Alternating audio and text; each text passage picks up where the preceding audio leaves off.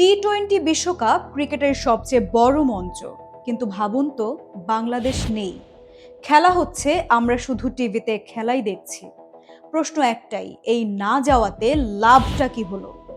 প্রথমেই আসি টাকার কথায়। আইসিসির টাকা গেল, বোনাস গেল, স্পন্সরের হাসি গেল, বিসিবির মুখ শুকালো। বিশ্ব ক্রিকেট বলল বাংলাদেশ ওরা তো আসেই না। আর বিশ্বাসযোগ্যতা, ওটাও একটু একটু করে ব্যাগ গোছালো।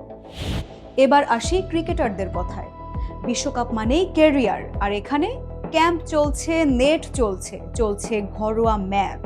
কিন্তু বিশ্বকাপ না ভাই, ওটার কোনোই বিকল্প নেই। সিনিয়ররা ভাবছে আর কতদিন, তরুণরা ভাবছে সুযোগটা গেল কই। ফ্র্যাঞ্চাইজি লিগ বলছে বিশ্বকাপ খেলছো না, দামটা একটু কমাই।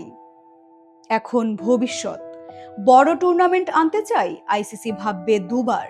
দ্বিপাক্ষিক সিরিজ, কূটনৈতিক ফোন ধরতে দেরি করবে। আর সেই ছোট ছেলেটা যে একদিন ক্রিকেটার হতে চেয়েছিল, সে হয়তো ফুটবল খেলবে।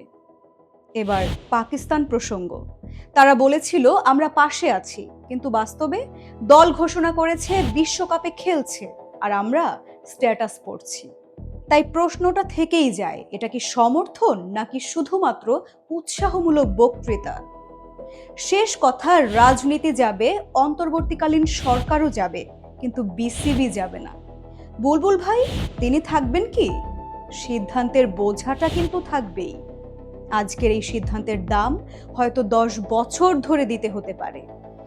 তাই প্রশ্ন একটাই, আমরা কি ক্রিকেট খেলতে চাই নাকি বক্তব্য দিতে চাই?